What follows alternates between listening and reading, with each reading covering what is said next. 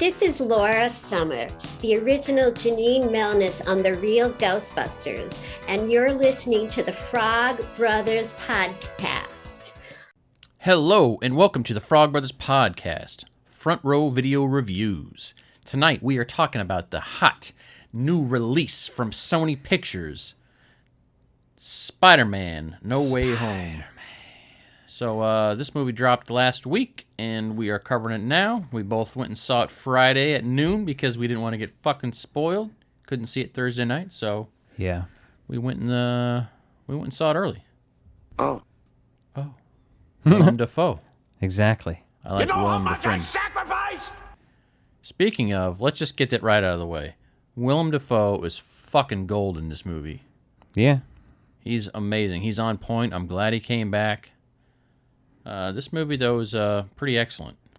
yeah. It's gonna be hard to do without notes, but I think we can kind of try to stay somewhat in order. It's not gonna be like completely in order or anything, but let's start out with kind of like the beginning.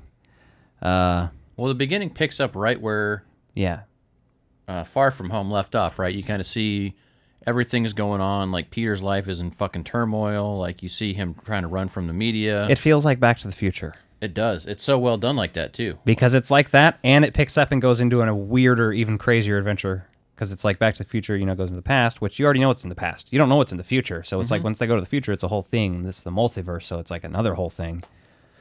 Anyway, Tom Holland has frequently compared his inspiration for Peter Parker from Ferris Bueller and Marty McFly.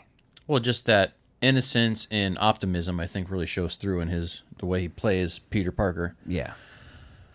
There's a lot to unpack in this movie, man. Like, this is It's fucking nuts. it's glorious for what it is. Like, Spider-Man's always been one of my favorites. Like, that's one of the only comic books I consistently read as a kid was Spider-Man books. Yeah. Spider-Man and Batman are the two most well-liked in my head for the most part, at least growing up for sure. Yeah. Now, X-Men was probably a close third, though. X-Men was cool, but the Spider-Man series is like really what solidified it. That cartoon was so well done, and I think it was so Yeah. awesome that it just Yeah, the reinforced 90s me cartoon. and it reinforced me reading the comic books at the same time. So, but this movie really does not disappoint. There's a lot of fan service in this movie, but it works because the story is written well around it, and it's not like, hey, remember Spider-Man? Hey, remember Spider-Man? The Amazing Spider-Man? Mm-hmm. It's there's some subtle throwbacks in there throughout, and the things that are in there work. So So the whole thing with his life being kind of unearthed is pretty interesting at the beginning, and you kind of like by the time you're at the end of the movie, you're forgetting all this kind of shit. So after just one viewing, this is kind of hard to review a couple days later, and I do actually plan on seeing this again in the theaters. It was that good. Yes, and I don't it do was. that with like I did that with Ghostbusters, and that's about fucking it. But I'm gonna do it with Spider-Man. I love the big screen. I love the movies. So like some of the Star Wars movies I've seen a few times, but yeah, this is going to need a second viewing at least. Yeah. And we saw it on the IMAX screen. So if you have a chance to see it on the biggest fucking screen you can because it's amazing. Yeah. So I like the scene where basically they're in his fucking house, his apartment or whatever, in Queens or whatever, and all the helicopters are like, what the fuck? Everybody's like, holy shit, realizing this, and he's trying to continue his life. And that stuff's pretty interesting. And obviously, at this point, because you've watched the trailers, that's a big plot device and why Peter goes to Doctor Strange, basically. Well, and if you've read any of to understand the context of that, if you've read any of the comics, like in the Civil War comics series, like, right, one of the big things is that they convince Spider-Man to reveal that he's Peter Parker, and then, eventually Spider-Man flips sides in Civil War in the comic series, but it's like such a big deal for him to reveal that because he's always been one of those characters that just never revealed his identity, like other characters that you always just know who they are and no one cares. Right. So it's a little different there, but you kind of get those stakes because he's obviously still, he's just a senior. You got to realize he was blipped for 5 years, came back, just going through senior year of high school right now, which, I'm glad they didn't really spend much time on. Like, you just essentially get the cameos of him going back to school and like doing those pats on the back there.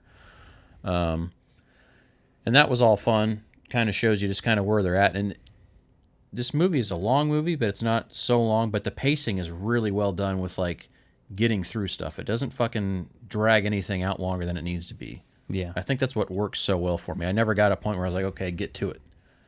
Like, by the time you think you're going to slow down, like, there's just so much more coming at you. And I was really happy that Doctor Strange didn't have more screen time than he did, because I was wondering how all that was going to work into the picture, and I think they did a pretty good job of having him there just to kind of...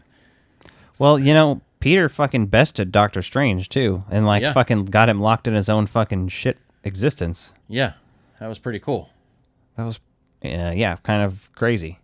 And, like, if you had told me that Ned was going to be able to use the thing and open portals ahead of time, I'd have been like, that's fucking dumb. Yeah. But just seeing it, no, it works. Seeing it works, and, like, you see is that his mom that he's living with, or his grandma, or whatever? The His family, at least. Yeah. His maternal figure in his life that's at his house when he's there, like, really kind of sets the stage for that they believe that's in their family, and they believe it's, like, a hereditary thing, and... With the Marvel Universe, fuck it, make it so. Yeah, I mean, why not? It works. And you already like that character enough that you're like, okay, I could see him doing that. And he's just kind of fucking with it at first. You see a few little sparks, and then, Yeah. well, fuck it, you know? Give it a shot.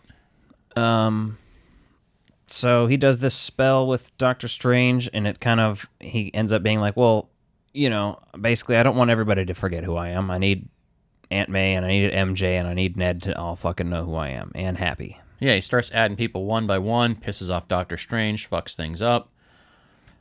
Which, again, watching the trailers, I was like, I don't know, is Doctor Strange really stupid enough to do this shit all the time? You know, he just doesn't strike me and in the other materials as someone who, at this point, would just not fuck with this shit. To begin with, just be like, sorry, Peter, I can't help you. Was like, is it a fucking Skrull Doctor Strange? Is it the evil Doctor Strange? Like, what the fuck is happening here? Because that just, I think that might be the only issue I have with it, that Doctor Strange should have been a little more prepared if he was going to fuck with shit like that. I blame him more than Peter. Yeah, and the only thing, like, since they say that he's not the Sorcerer Supreme, since he blipped for 5 years, technicality, you know. Yeah. Like, there's that little bit of dialogue there that makes him maybe wonder he's a little more reckless because he's not who he thought maybe he was. he could be like, fuck it then. I'll just... Yeah, maybe he's like, it's not my problem. And then the other little bit is that I found funny is when Spider-Man's being arrested, and he's like, no, I talked to Nick Fury, he knows all about it, and they're like, Nick Fury's been off planet, like, and they tell him that, and then you're like, oh, okay, so, you know, he's been off planet for 2 years or whatever. So just kind of setting up some future Well, like stuff how they there with revealed these- at the end of No Way Home that wasn't Nick Fury. Yeah, That was exactly. the Skrull. So he's been off planet for 2 years, and he's basically them telling him that. And they you weren't with Nick Fury. What are you talking about? Yeah, and they reconfirmed that, but he never knew that before. So That Secret Invasion series is going to be awesome. Mm-hmm. I'm stoked for that because it is that guy who's playing the Skrull with him. I think his name's Ben something. Yeah, he's in Rogue One. He's in Yeah. lots of stuff. Dark Knight. Happy 5th Rises. birthday, Rogue One. Yeah. And that's one of the things, though. There's enough nods in here that really work for it, but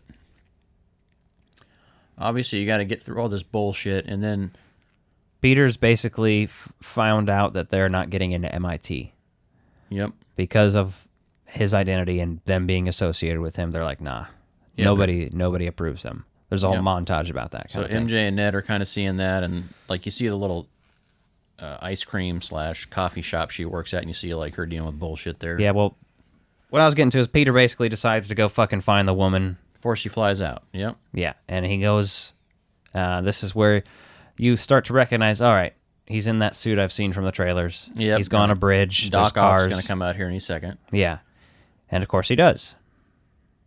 And It's a good little battle there. I really enjoyed how they threw that twist at us because even Doc Ock himself, which they de-aged his face, and like it's well done. Like when you, could not tell. I know, I didn't even think about it. Like I read that later, and I was like, oh, They fuck. probably did the same to Willem Dafoe because he's got to be a little older, but he looked perfect. Like Yeah. I could not tell if they did that to people. So Yep. So, but you see him come out, and then, you know, they kind of fight, and then he realizes that's not the Peter that he knows, and he's getting pissed, and then Peter's suit is based on nanotech, and that it actually infiltrates the Doc suit and kind of takes it over. I really like Doc's story arc with this, like, right? And, you know, he's able to disable him with the nanotechnology, and, like, Doc Ock's impressed with this version of Spider-Man, which is pretty awesome. yeah, And then you kind of see the pumpkin bomb go off, and then Strange zaps him to the other room.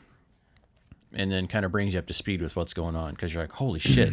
And honestly, it's just like, we've seen all these things in the trailers, but seeing it and being like, all right, I'm actually going to know what's going to happen here is a whole nother thing. Just seeing it again on the screen like that, I loved how they had stuff there that it wasn't exactly what we expected. Can I offend some people real quick? Do it.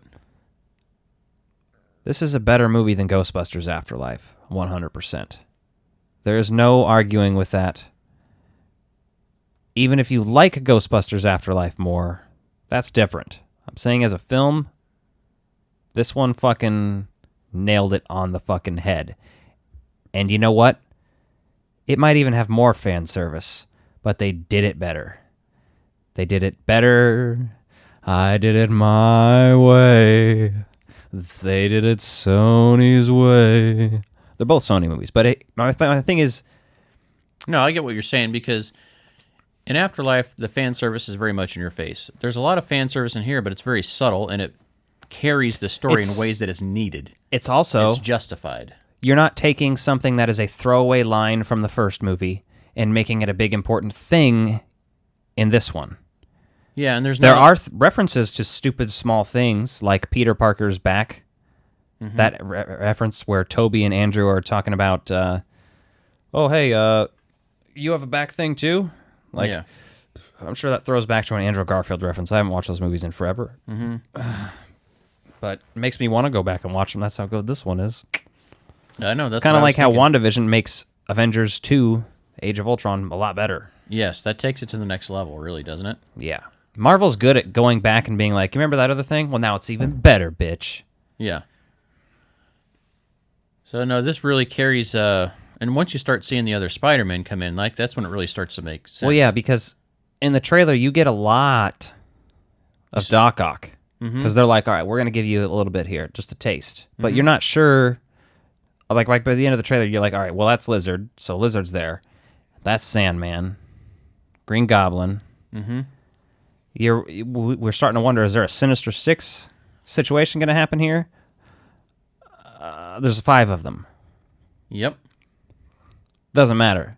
We don't need it to be called the Sinister Six for it to still just be as cool because of what is happening on there. Absolutely. And it's so well done because, like, you see all these villains come through, and then the whole story... Well, yeah, let's talk about the interactions with them first, because the Green Goblin one where he's like... He then flies off, right, and becomes Norman again for a minute. Yeah. And he's, like, ditching the shit, and he's like, what the fuck? And he smashes the helmet. Yeah. Which is key, because then you get to see a different version of him, which is so cool, because it's so much truer I to the love comics. His outfit later. Yeah. When he's, like, got a purple hoodie on, and it's just, like, starting to get torn up and shit. Ragged and shit. And but he's still wearing the rest of the green outfit. Yes. Even if you had added the mask to that, it would have been fine with me. But just not having it there gives you the, all right, this is Willem Dafoe, and he's fucking owning the screen. I think that was my favorite thing, is that you really get those facial expressions to see, because he was so good when he's like Have you seen those version. Spider-Man screen tests of the original Green Goblin mask? Oh, yeah, the behind the scenes, yeah. Where it looks like a rubber mask and a monster, not a helmet. Yeah. It's just interesting, but yeah, Willem Dafoe killed it.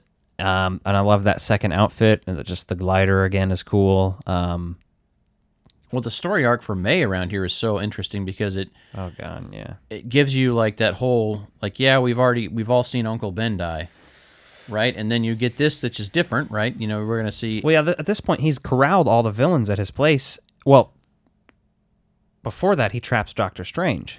Yeah. So we have to talk about that real quick. Well, let's try to anyway. Yeah, he gets in there and traps Doctor Strange, and...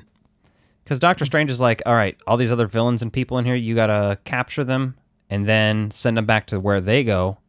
And because at the point they've figured out through just talking to them that they all... The last thing they remember is battling Spider-Man, and then, like, at their moment of their death, they transported this alternate reality for them. Or a few minutes before their deaths, essentially, too. Yeah. So that they're not just, like, showing up bleeding from a glider wound or anything. Yeah, exactly, yeah. But basically, the last thing they remember was such and such, and then they're here. Yeah. Which makes sense why Doc Ock would be an asshole again, because at the end he reconciled with Peter and was like, oh shit, I fucked up, man. I fucked up. Yeah. And even Norman did that too, because he, don't tell Harry is the last thing he says, because he didn't want him to know that he was a fucking monster. Yep. That was two things that were interesting.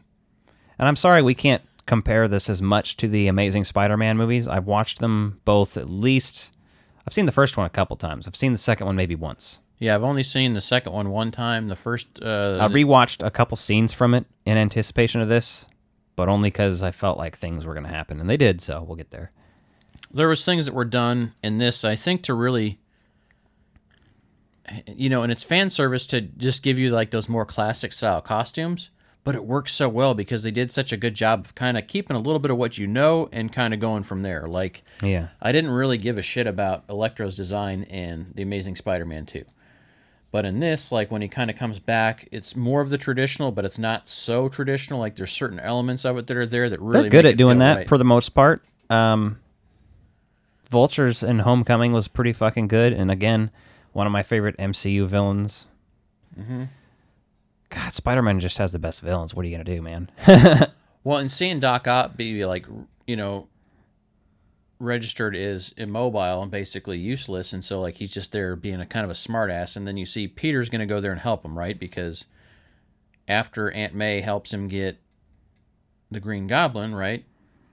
She kind of is like, hey, everyone kind of deserves that second chance. That's what we're all about. And like, Peter starts having this crisis. Like, geez, Scoop. Yeah, too late now. But you get that like identity crisis, like, do I want to be that killer? And he doesn't want to be that, right? Spider-Man's never been that kind of a hero, right? Incidentally, with these other movies, like, to end a big movie at the time, you always kind of got to kill off the villains, which obviously the MCU Well, that's what they were doing. Has shown us now that you don't have to. You know who I blame that on? Well, I don't know who entirely I blame it on. The oldest one for me, because I haven't watched the Superman movies or anything, would be Batman. Yeah. Batman kills the Joker. Then Batman goes and kills Penguin. Batman Returns, though, does leave Catwoman alive. Mm-hmm. But then they don't. They just forget about her. So it's and they imply that she's like got one life left, right? So there's like implications there. Yeah. And then that was just kind of something they did. X-Men did not, however. Give them some fucking credit, because Magneto is also one of the best. Like, that's one of the, sorry to get off track here, but as far as X-Men goes, that's one of the best casts. Yeah. People in all of superhero stuff is Magneto and Xavier both, but no. So jumping back in, like we realize Peter's having this crisis with how's he going to deal with this shit. Okay, so I loved how he was able to fix Doc Ock, and Doc Ock was able to kind of come online, and he's the only one you get, right? I love how they didn't do too much. Like, you show there's other stuff, but you're like, that's too good to be true. You're like, okay, that's not going to make sense. So that happens, and then obviously, then we jump over and we see that MJ and Ned have figured out a way to look for Peter. Find Peter Parker. Okay, so then you're like, okay, and then that's the moment you're like, see, the light bulb goes, you're like, fuck, here he is. It didn't do it for me right away. Oh, and it might be because I smoked a blunt before I saw this movie, which, awesome. I recommend also doing that, especially in IMAX. It was the fucking time of my life, man. And it was emotional. I cried 3 times during this movie. Yeah. And I'm just trying to point them out to you if we can. I don't think I cried at any point so far. So, he opens up the thing or whatever, finds Spider-Man, and then when you see Spider-Man, my brain didn't connect it at first. Okay. Everybody, like, as soon as I heard other people in the theater gasp, I was like, oh, that's Andrew Garfield. Yeah. I recognized the suit when I heard that gasp. Yep. I was like, oh, because it was far enough back where you're just like, yeah, Spider-Man. It's fun watching Spider-Man. So why wouldn't I see Spider-Man? It's not weird to just see Spider-Man and Spider-Man. Yeah, so he comes through, and then, I love how, he's got his mask off when he comes in, and, he's like hanging on the ceiling. We're like, well, prove it. And, they kind of start realizing there's more at play here than you'd expect. Yeah. They're good at doing humor. I mean, I think the lines were better written for Andrew than Toby in this, more suited to the character. Well, I felt like they also had to redeem him, though, too, because, like... Well, yeah. Those movies did not do him any disservice, or no. service, let's put that way. I mean, he looks like a fucking Abercrombie and Fitch model, and Spider-Man is like your nerdy kid next door that happens to get ripped once he gets the spider abilities, but he still looks the same. That's why Tobey Maguire Spider-Man always worked well, because... But he looked much too old, is the only problem with Toby. Yeah. That's why Tom is the best. Yeah. So you get that little bit of, okay, and then I love the joke though about him looking like a youth pastor. Yeah. Because that was so funny because like you don't see it, and then they finally reveal that like, are you gonna suit up or whatever? And he just like pulls his shirt collar down a little bit, and you see like this suit right there, and you're like, that's fucking money. Well, that's what I was like. You were like, oh, he's not in his suit right away. Oh shit, is he not going to be in this? He better. You're like, oh wait, this guy always wears his suit. I was thinking about that. I was like, no, he wears his suit under his clothes. He's wearing it with him. He'll that's his style. That's his style, right? And you forget that because I didn't go back and rewatch everything. I did actually watch all 3 of the Toby ones in the last couple weeks, and I watched 2 again, like after we watched this. I went back and watched Spider-Man 2 again, and there's a whole thing where he opens his closet when he's trying to. In Spider-Man 2, you remember when he's debating whether or not he wants to be Spider-Man anymore because of Mary Jane, because he wants to fuck. Yeah. I mean, basically, let's be honest. Yeah. Spider-Man's trying to get his dick wet. He's trying to have spider babies, Well, there's just a joke about that in this movie. I know. Which actually, that was a very funny joke. Her, like, bit about, yes, my spider overlord or whatever. Oh, yeah. That was just funny little bits in there. And they have such good screen chemistry, like it works so well. Like it's just so natural. Well, like because they're fucking in real life. I know. Exactly. But even I then, would like to watch that. I mean, don't get disgusted if you're listening. Come on, you want to watch that too. I mean, everybody has. And even if you just want to watch it for Zendaya, that's fine. But I want to watch it for both of them. I want to be sandwiched between them. Yeah. So Spider-Man. Speaking of sandwiched between them. Go Web, go! Skeet, skeet, bang, bang. Yeah, so then Toby comes through, and you're just like, what the fuck? And then you get to see those two introduced before they're introduced to Tom, which is kind of cool just because they are the first two. Yeah. They came out a different order, too, which is just interesting because it's like, you don't want to just see Toby first because he's the first. Mm-hmm. That's not interesting enough. Let's do Andrew first. And then they even point out the things of like, all the things that you want them to point out. That just has to be done.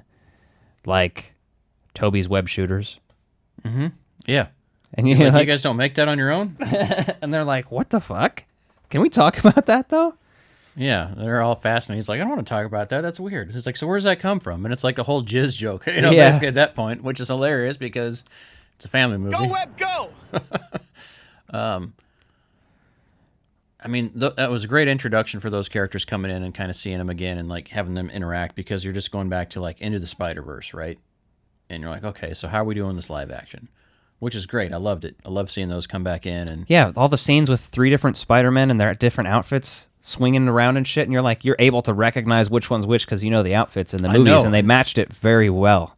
Yeah, and that's the beautiful thing of it. Like, your eye can just immediately tell who's who. So, even their body styles are different because they are. So it's like, yeah, they didn't. I like how they acknowledge that everybody's universe isn't just the same. Like the Avengers, the joke where he's like, oh, I'm part of the Avengers. He's like, yeah, that's cool. That's awesome. What's that? Yeah. Yeah, it's so great how they did that. And then, the other thing is like how the physical stature of all these guys is so completely different, which works well with everything else. Like, right, Tom is so little compared to the other ones, but Andrew's fucking a giant. Tall and skinny and lanky. Yeah. And then Toby's pretty normal average dude size, I think. Yeah. Closer to, Yeah, that's exactly what you'd expect. But I guess the one thing that really gets you in this movie is like when they're talking about their loss, right? When they go finally. Well, here's the first time before Tom is introduced to those Spider-Men. Aunt May dies. That's the first time I cried. Because I was just like, man, this Peter Parker does not need this shit right now. Yeah. And I don't need it either. And I wasn't expecting it until it happened, basically. So. Yeah, I didn't expect that either, right? Because mostly in the comics, May's around for a long time, right? And you see, like, May is fucking ancient in just the books and everything. So you're not expecting that in this movie. And yeah, and she already gave him the classic Uncle Ben line. Mm-hmm. Which I like the talk that they all have about that on the rooftop when they introduce themselves to him. And he's like, I'm sorry you're here. Get the fuck out of here. I don't really care. Aunt May's dead. I'm done. And they're like, listen, bruh. Yeah, and well, when she dies though, like you're not expecting that, and you see her get hurt, and you're like, oh wait, she's okay, and then you realize like at the end, like no, she was fatally wounded by him, and so then like that actually brings like the level, because I don't think we've ever seen the Tom Holland Spider-Man that like We've never seen him try to kill somebody like we have in this. yeah, like go off the fucking deep end, like he was like legit fucking angry, and went to a dark place. So I think that's.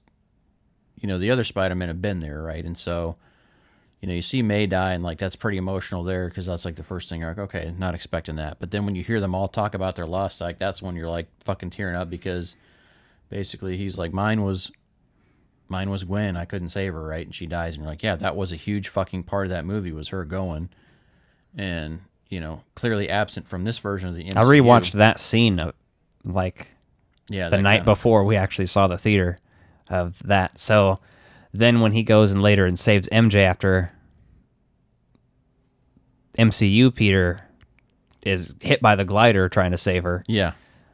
And I knew that from the trailer. I knew that it was going to be a different Spider-Man saving her, just knowing a lot of people thought so because they could tell differences in the glove that was reaching for her hand, but that was still, I think, Tom Holland's Peter. Originally, yeah, you could see that. And then it's like, because, you see him there, and then he gets hit by the glider, and then... But it just kind of implied, which is great because, like, even though it's coming, it still works out well because that gives the Andrew Garfield Spider-Man, like, that ability to reconcile, like, that main piece of loss and failure in his life.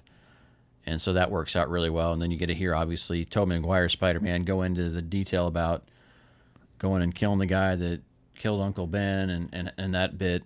And so I thought it was a really good way that, like, how are these men going to unite and kind of have anything and have anything in common, and it's like they've all gone through the same trauma. So like different multiverse, different universe, but they still go through the same shit that like helps define them as a hero. What year did that first Spider-Man come out? 2002. So that one's almost 20 years old now. Uh-huh. Oh. I'm sorry. Iron Man, you've been kicked out of spot for starting the MCU. Oh, yeah. It's been retconned. You've been retconned the fuck out. Sam Raimi started it, Jon Favreau. Sorry. Yeah. I mean, Well, and that was after Spider-Man was in development hell, basically, since like 1990 until 2002. So yeah. It's just funny. They did some good choices, though, like when they brought back certain villains like the Sandman, right? Because they didn't overhype that, but you saw Sandman, so you knew he's going to be there. But they didn't bring back Harry. They didn't bring back other characters because they weren't relevant either. No, that's even true. though like you could see at the only character I recognized out of all those in the sky when it was breaking was the Rhino costume. Oh yeah, but other people, Mary Jane knew that he was Spider-Man, and so did Harry. Yeah, so they theoretically could have been transferred, but weren't, which is fine. We don't need them. That's just too much shit. You just don't need it. It's perfect the way it is. Well, yeah, they didn't break the barrier, right? Which is.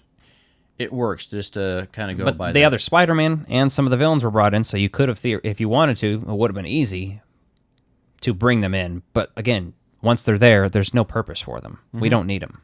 Yeah, no. And, Franco's in fucking hot water these days for being a douchebagger, so. Yeah, no, he's been canceled for at least the foreseeable future, so yeah, he's out for a while. And I don't think he would have brought anything to it anyway, right? No. Jamie Foxx, I thought, was great. Like, you got to see a side of him that I don't think they really got to showcase in The Amazing Spider-Man 2. Yeah. He's definitely, a little underhyped in terms of the movie. He probably has just as much talking and screen time, if not more, than Green Goblin, to be honest. Green Goblin's just hyped up because, like, he's legendary. He's fucking... Look at him. Yeah, and you also have like the ability to him to go back and forth between Norman and the Green Goblin, so you get this whole other thing that some of these other characters don't have. Like once they flip, they flip. Yeah. And I did like how Sandman was like saved him from Electro at first, right? I loved how you see these redeeming characters because these characters as villains did have some redeeming qualities. I mean, Sandman himself was too one of the more redeemable characters from those from Spider-Man 3. Well, yeah, I mean Spider-Man 3 for sure because Eddie Brock is a prick. Mm-hmm. He literally I love when he's praying to God, will you please kill Peter Parker? It's fucking hilarious. But I thought that was great how they we're trying to redeem some of these characters, and obviously Tom Holland believes that he could redeem these people and was finding the good in them, and really just showing you how pure and young and innocent Peter Parker is in this universe. Yeah, that's why I'm like, man, I really hope he goes forward with more Avengers stuff. I mean, I wonder how long it'll be before we get any sort of new Avengers movie or a big team-up movie. But here's the thing. You don't even need big ones anymore because you can just do what you're doing here. Yeah.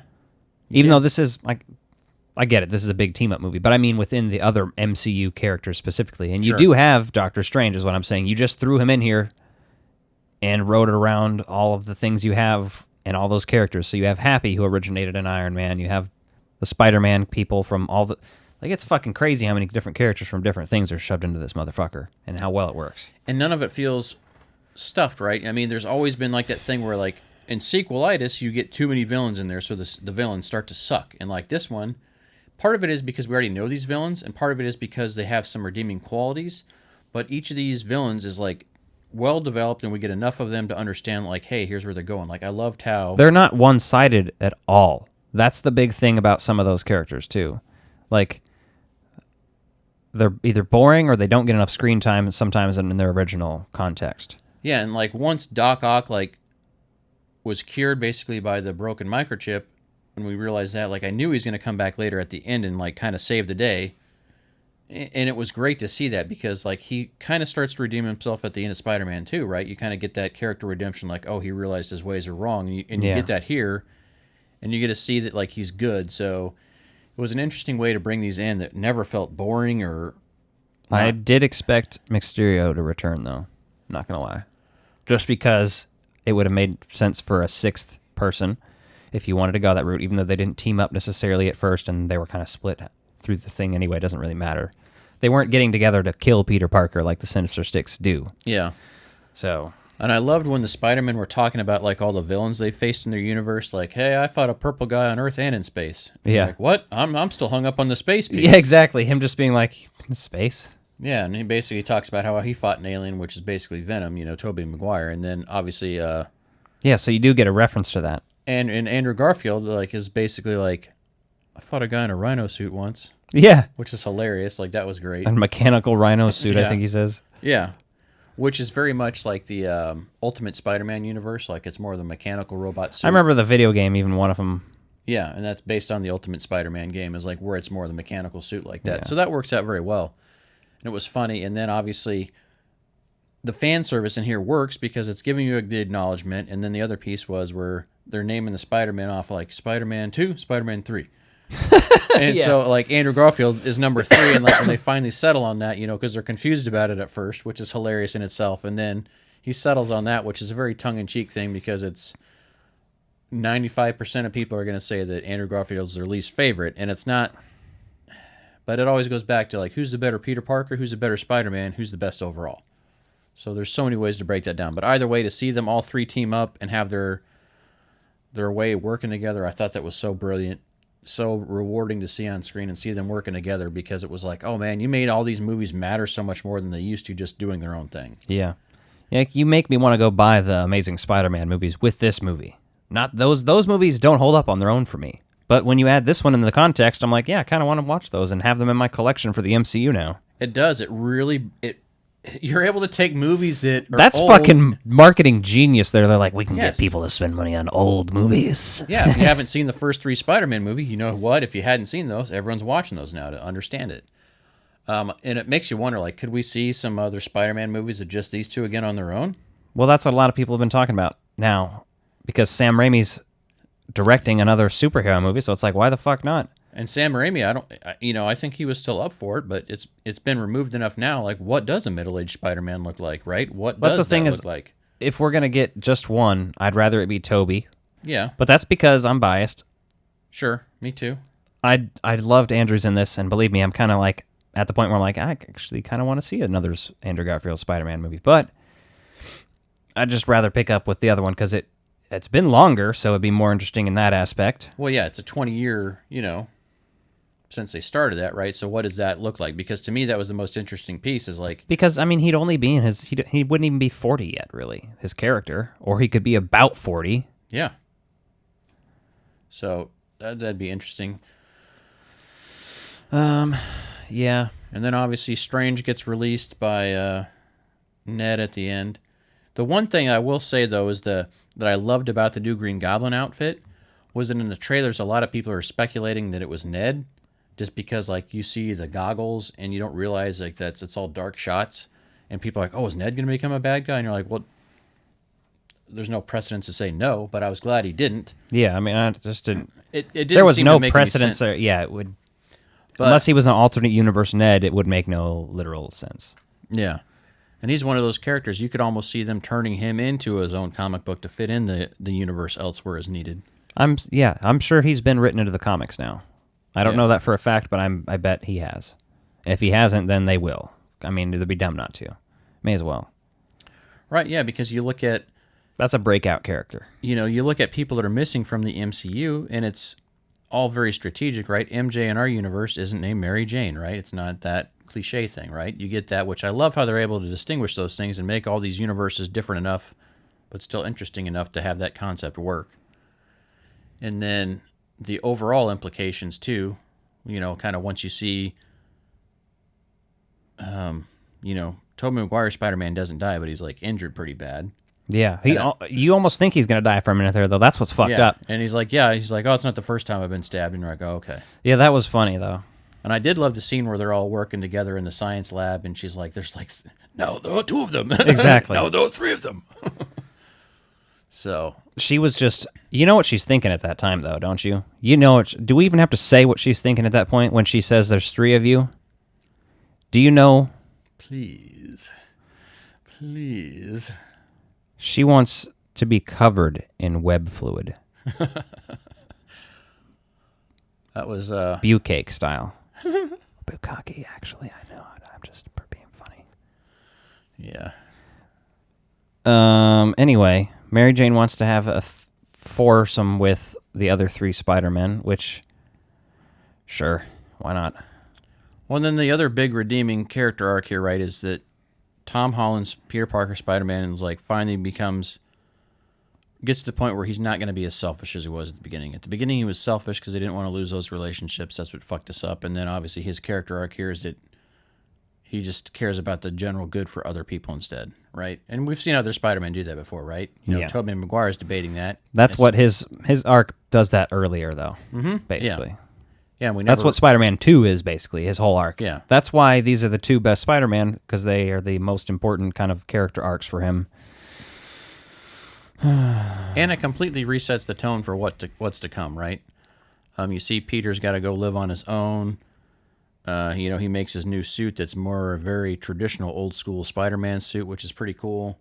And so a lot of people were talking about it, and we talked briefly before, but that's kind of completing the character development of Spider-Man that we never saw because the way he was launched in the MCU. Like, so we see Aunt May die, and then we see him make his own suit and kind of go out on his own a little bit. Exactly. The thing is, this movie ends in terms of how old the character is. The movie ends before... He's in college. Yes. And Tobey's Spider-Man is in college halfway through the movie. Mm-hmm. Like, it's kind of bizarre how much of a long span the first Spider-Man movie is because it doesn't seem like it. It seems really like a month maybe, Yeah. But it's probably like 6 months, if not more. Well, yeah, because you go from what? At least they go to Thanksgiving, Yeah, so you go from graduation to Thanksgiving. minimum, because Yeah. he's not graduating right away. He's just in school for Yeah. a little while at the beginning. Yeah. So yeah, But I love this ends basically before around the time that movie would begin in terms of lifespan. So it's like that is actually a good thing. when it leaves everything open, right? So And I'm sure he'll finally start to look older here now. Not 16 anymore. I loved when they showed, just kind of him going out and doing his thing and just going back to the very basics, not always relying on the Tony Stark stuff, because they could easily just say, okay, now he's going to always have these gadgets and stuff. But now I think we're going to kind of get that. I don't know if the next Spider-Man will be more of a low-level street crime level, or we'll see him pop up with other heroes, or what's next for him. But it kind of sets it up so he could do so much. Well, that's the thing is like, where do you go from here? I don't know. Marvel's going to figure it out, though, and they're going to fucking do it. And how do we, not even mention Matt Murdock making his appearance in the MCU as Spider-Man's lawyer? Yeah, which Spoilers if you haven't watched Hawkeye. Kingpin appeared in a Hawkeye episode the night before this came out. And then Matt Murdock appears in Spider-Man. Pretty interesting. And obviously Kevin Feige was basically in the news recently saying, that that's our Daredevil when he's ready to be Daredevil again. So Yeah. I think that's pretty fascinating because that was one of my favorite Netflix series. And then I loved what they did with Happy in here too. Like Happy is broken up with Aunt May. They say it was a fling, and then you see him meet Spider-Man for the first time again too, because clearly all his stuff's gone. He doesn't know he's Spider-Man though. Yeah, no. So I love how you get to see that, and he's like, "Oh, how'd you know her?" Yeah. And which kind of lets Happy have like a way out because like, right, what do you do with Happy now? Because his kind of thing after Iron Man died was he didn't have a lot, but he's like, I lost a friend like this too, so it was another nod back to Iron Man as well. And I love how you're not going to have to rely 100% on the Stark stuff, right? Because they smashed the thing that made the Spider-Man suit that was in the crate in Happy's place. That got destroyed. The Fabricator. Yeah, the Fabricator. Yeah, I couldn't think of what that was called. It's because I said you can just design all sorts of shit, not just Spider-Man costumes with it, so it's nuts. And I think by taking some of those things out of play, you got to ground some of these things back into reality again, where before you need things to be certain at a certain height, and then you got to kind of dumb it down again, so it works. And then we got post-credit scenes. Post-credit scenes, obviously. The mid-credit scene. Yeah, the mid-credit scene is Tom Hardy, drunk as fuck, down somewhere. It looks like to be in Mexico. And or a Mexican bar. Yeah, either way. Whatever they're implying. And he gets zapped back, but part of the symbiote is left on. Which, let's talk about real quick. The Venom 2. I didn't watch Venom 2, but there's a post-credit scene. Spoiler warning if you give a shit, but if... I haven't watched Venom 2 yet, but... I know, I'm just saying, like, warning people out there, because the only reason I heard about it was because it was spoiled for me on Twitter for Spider-Man relevancy, because at the end of the movie, he turns on the TV, and he sees, like, Spider-Man is revealed, and it's fucking Tom Hardy. And it's the end of No Way Home. And he's watching, like, the news coverage of that. Oh, okay. And then he is zapped from his universe. And assumably appears in this one. Okay. Which is where he is then zapped again from. I think he says, like, no, not again, or whatever, because it happened in the end credits of that one. So it could almost be a thing where he pops up in a bunch of end credits until they decide something. Yeah. Like, I wouldn't be surprised in Morbius if there's another Venom post-credit scene with him popping up and connecting more shit, linking those threads through all these movies, Yeah. like they are. Because obviously people would love to see Venom in the MCU, but that being a Spider-Man character and Sony is still wanting to carry those movies, but this is a genius way to really just allow those movies to carry on with what they're doing and do their own thing, but then call into the MCU as needed. I was about to say, that's nuts to think. You can make all this make sense and not like have it piss you off. I'm just like, you're just okay with it. And you're like, yeah, this is great. Yeah, we have, 3 different Spider-Man franchises of movies in this. Mm-hmm. A Venom, Doctor Strange. Yeah. Like, it's fucking berserk, man. It's like shit you see on a cartoon, like there's a special appearance by another hero and other stuff, and like you're just like, hell yeah, I wish they do more of that. But you're like, it's the Spider-Man cartoon. Like when the series. X-Men showed up on that Spider-Man 90s cartoon, you're like, fuck yeah! Hell yeah. Or like you play the Maximum Carnage game and you can call up Cloak and Dagger, you can call up all these other heroes, and they help you. Obviously, so you see that Tom Hardy thing. The only thing it's cheesy and kind of doesn't make sense is like they're able to zap everybody else back, but then part of the symbiote is left behind. You're like, okay, whatever. They're doing that to set shit up, obviously. Oh, I know. Well, here's the thing. The suit is well aware. It's being left there on purpose, so it makes sense. Yeah. It's leaving a tiny bit of itself there on purpose because it knows what's up. It wants to hunt down something that's in that universe, and we don't know which universe that is. No. Because that could be the Tom Holland, or like a lot of people are wanting it to be Andrew Garfield because they want to see Andrew Garfield fuck with Tom Holland's Venom now. Ooh, There's lots of possibilities. Yeah. I mean, I would be down for whatever they're going to do. Just, I'll at least give it a shot, and then it'll either suck or it'll be good. Yeah. And then the final post-credits, which is actually like a fucking trailer for Doctor Strange and the Multiverse of Madness, circles you right back to What If. And if you haven't seen WandaVision. What If, yeah, you need to watch WandaVision and What If. But What If shows you like the evil Doctor Strange. I don't know technically what they call Well, him. see, here's the thing. WandaVision set us up for this whole bring characters from basically the Fox universe in, or the Sonyverse, and see what's up. Let's just bring over Pietro for a second and see how people feel about this. Uh-huh. Well, they already were doing this Spider-Man shit at that point, obviously, but Yeah. it was one of those things where you're like, man, that was cool to see. We saw the other universe's Quicksilver, even if it was just more of a random Easter egg as opposed to taking the character from the universe like this one. But it's still like she may have pulled like there's all I don't know. Well, there's the implication that, like, yeah, she could have been in the other multiverse, right? Because that's the thing with the multiverse. We've seen different faces, but who's to say there's not parallel enough? Well, there's some of them are more parallel than others. Like Toby's and Andrew's are closer together than Tom's is. Yes. Because they both had the Uncle Ben thing happen. They both had a Gwen, and there was no MJ in the other one or whatever. But Yeah, they never got to it. yeah, but exactly, there's interesting things in there. So I'm excited to see Doctor Strange in the Multiverse of Madness. Like, that looks incredible. And when you see the evil Doctor Strange come out, like all that, you're like, oh man. Well, that's the thing is, yeah, we were talking about this the What If show, right? And the What If show is just that, a What If show, but it also has its own actual storyline too. Yes. Of the Watcher. And you don't even realize that till you get damn near till the end of the season. And then basically, evil Doctor Strange is teaming up with. How does it end? Like, evil Doctor Strange is teaming up with the Watcher to fuck with Krang? I think so, yeah.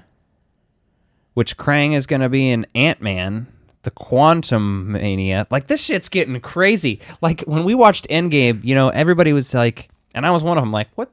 What are you going to do after this? How can you do something? No, it's just not going to work. You can't go smaller scale, but they can. I mean, just watch Hawkeye if you want small scale. I mean, I know not a lot of people give a shit about Hawkeye's character, but the Hawkeye show is fucking excellent. It's better than the Loki show, in my opinion. And the Loki show had some really awesome stuff in it, but I think was like fucking 3 episodes too long. And by that, I just mean you could cut a bunch of shit out of it that I don't give a fuck about. It was more boring. The Hawkeye is keeping my attention for sure. Well, Loki was so much about setting everything up, and I was ready for that show, too. I was looking forward to that probably more than, well, maybe not more than the Captain America one, but... When you learn about all these multiverses, man, it's just incredible with what Marvel's able to do with all this stuff going on and still have it be cohesive and still have it be a well-oiled machine. Well, we know mutants are coming in some capacity. Now we definitely know that they could take anybody they want from the other one. Not that they would, because age things, it's just been too long. We don't want to see Hugh Jackman as Wolverine anymore. We just don't. But the guy who directed this, John Watts, he's directing the Fantastic Four movie for Marvel. That's got to have Peter Parker in it, I imagine, at this point. Yeah. Peter Parker is very close with the Fantastic Four in a lot of the series, yeah. Right? I mean, they're New Yorkers and they overlap all the time. I think Spider-Man works with Fantastic Four more often than Iron Man in the comics. Yeah. And so that's a whole other thing because Mr. Reed, Mr. Fantastic, is going to be Spider-Man's new mentor, right? Because Strange, he's not going to really get along with Strange. Well, that's so the thing is I would like to see that relationship develop for sure because Spider-Man is still young. Like, he's still fucking finishing high school or just out of high school at this point in time, right? And you assume when that movie ends, it's around Christmas time of his senior year. Yeah. Basically is what you get. Which, again, you guys should watch Hawkeye. There's 5 episodes out right now as we release this, as Spider-Man is out, because 1 episode released the night before. Hawkeye takes place in New York City during Christmas. And I don't know, man. The last episode, spoilers, Kingpin shows up at the very end. So there's some sort of... Kingpin's probably going to be in the last episode in a little bit bigger of a role. You have Kate Bishop and Hawkeye. You have Yelena, is that her name? Black Widow's little sister? Mm-hmm. I don't know. I might be making that name up because weird Russian names and I don't know them. Yeah. But either way, there's just lots of interesting stuff. Like, Marvel's really... They just are consistently getting more creative and they're keeping it up. I wouldn't necessarily say they're getting better, but they're keeping it up for sure. Like... Well, and the thing is, like, they're taking the comics for inspiration in such great ways now that they're doing whatever they want. And the comics have done that for years. Like for like a while, with leading up to Infinity War and Endgame, you don't know what they're going to be able to do next. And this just shows you that, yeah, they've got plenty more up their sleeve. There's plenty more to come. Don't worry about that. We'll be able to ebb and flow and build and go and everything. And I mean, hell, who's to say that Spider-Man doesn't pop up and just in the background somewhere in Hawkeye at the end because it overlaps, right? It's a possibility. We won't know till the last one drops. I mean, I just like Spider-Man, and that would be a really good Christmas present, Disney. But, you know. I mean, if you show Daredevil, Spider-Man, and everything else, because, I mean, they obviously show you that Daredevil's Daredevil because he's like, that brick comes well, that's the flying thing. through By the window. introducing it there, Daredevil could pop up in this thing, too, randomly. But I don't know if they would do that yet. You know, they like teasing a bit before they actually pull triggers on things. I'm just really fascinated to see where they go with the future of this stuff. Because there's a Black Panther movie coming out next year. There's a Thor movie coming out next year, and a Doctor Strange movie. I think those are the 3 movies they're releasing. Yep. And then I don't know what is or isn't coming out for sure in terms of TV shows, but they have Secret War, She-Hulk, Moon Knight.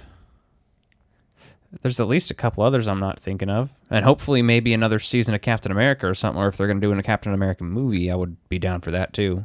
Yeah, there's a lot of Give me options, another right? one of I mean, you those. can go from a series to a movie easily now, right? And have it all weave together perfectly, right? With Netflix, they never really had that option. So I'm assuming these characters are alternate.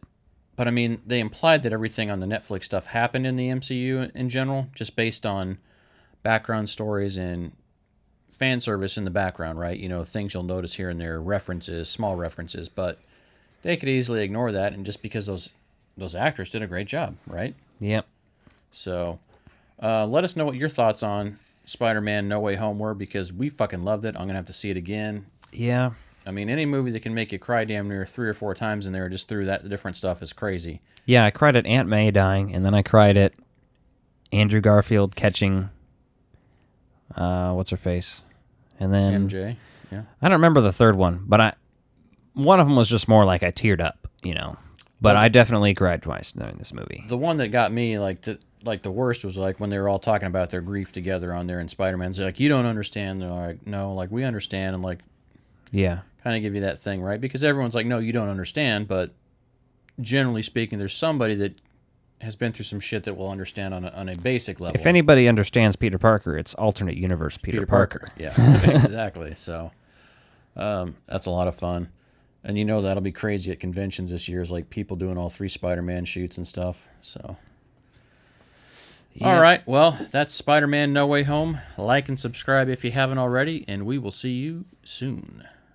Hey guys, thanks for listening to the Frog Brothers Podcast. We'd greatly appreciate it if you could like and subscribe if you're listening on YouTube. And if you're listening on the audio feed on Spotify or Apple or Twitch or wherever you listen, tell your friends and make sure to subscribe to our YouTube at youtube.com/thefrogbros. Hit us up on Instagram at Frog Bros Podcast, on Twitter at bros_frog, on TikTok at Frog Bros Podcast, and follow us on Facebook.